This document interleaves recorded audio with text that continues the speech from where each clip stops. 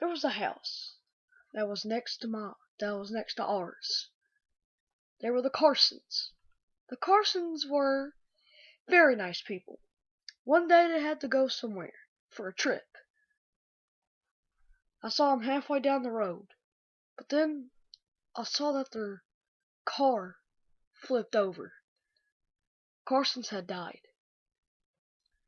They were a lovely couple, but ever since they died, I've been getting a weird, weird feeling.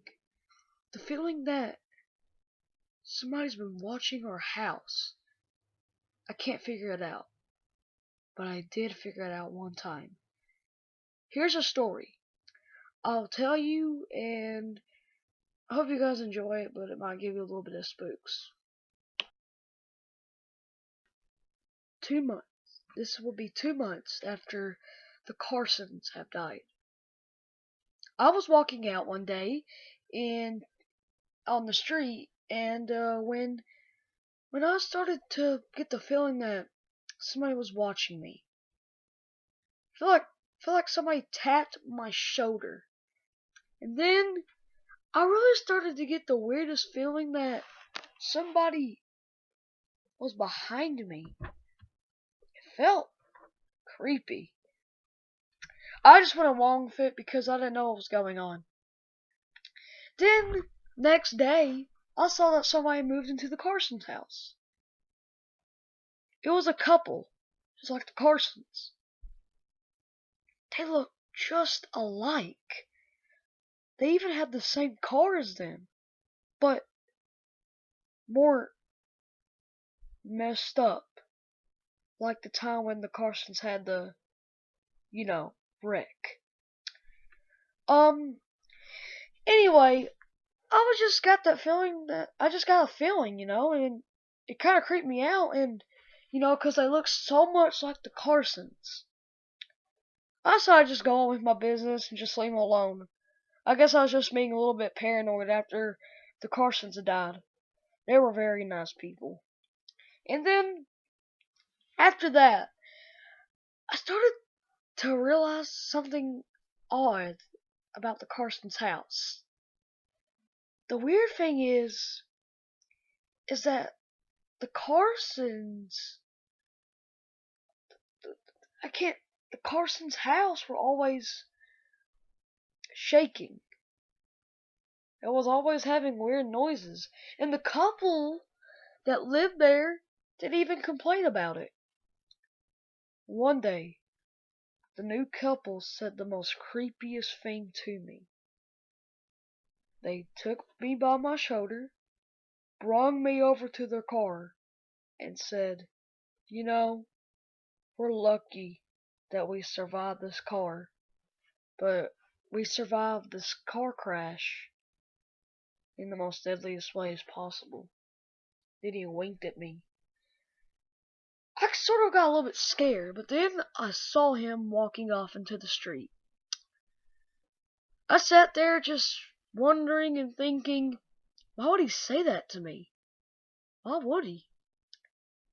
So I was just kept on thinking on why would he do this? And I said, could he actually be the Carson's ghost? No, that's impossible.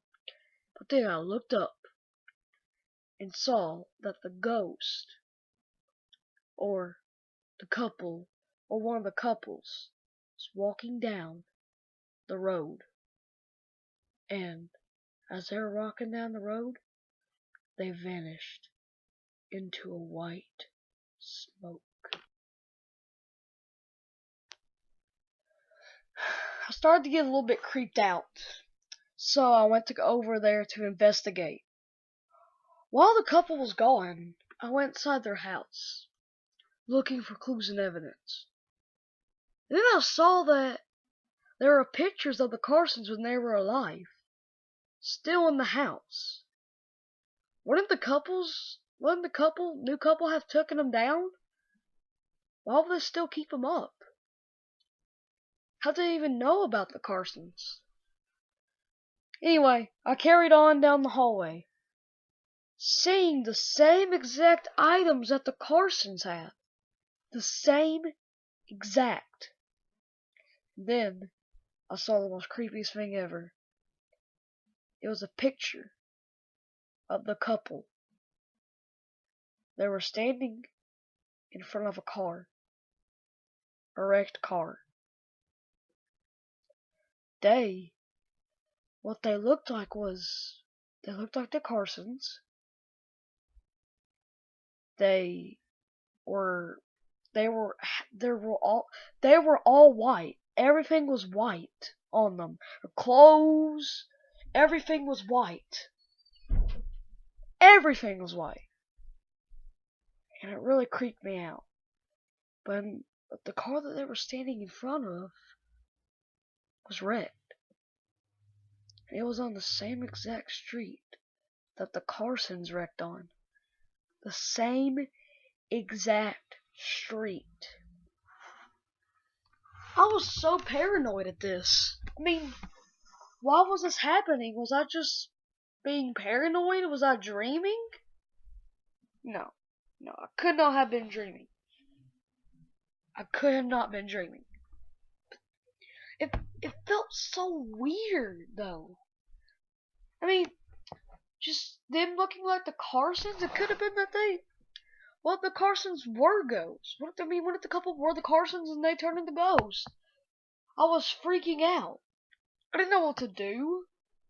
I had no clue what I was gonna do. I was very, very scared. I was scared as could ever be.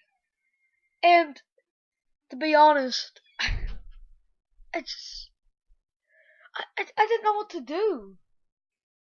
I ran out of the house and realized that the car and the people who looked like the Carsons were back. They pulled up in the driveway. I knew I'd be caught, so I hid in their house. I hid behind the couch. They walked in, walking very slowly and silently. As they walked in, they were, I guess you could say that they were not happy.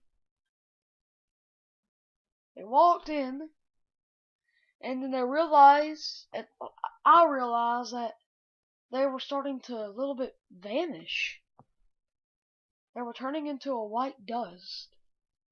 And all of a sudden, I heard the words, "It's time for us to go home." When I heard the words, "Time to go home," I didn't know that meant. I said quietly, "What does go home mean?" And all of a sudden, there was an explosion outside. The explosion was their car. A couple seconds after the car exploded, it turned white. Another car that was pure white and a little bit smoky drove it into the driveway. The people who looked like the Carsons got in it. Then they drove off. I followed their little ghostly car. As they were going, they were heading towards a graveyard. As they head towards the graveyard, they jumped out of the car. Now they were walking on the graveyard. As I saw them walking on the graveyard, I got a little bit frightened. And all of a sudden, I saw them walk onto a grave. And they sank down into the grave. I walked up to the grave and it said these words: "Rest in peace, David Carson." And then another one said, "Rest in peace, Michelle Carson." Those were the exact names of the Carsons. Then I just got so scared. I really did not know what to do.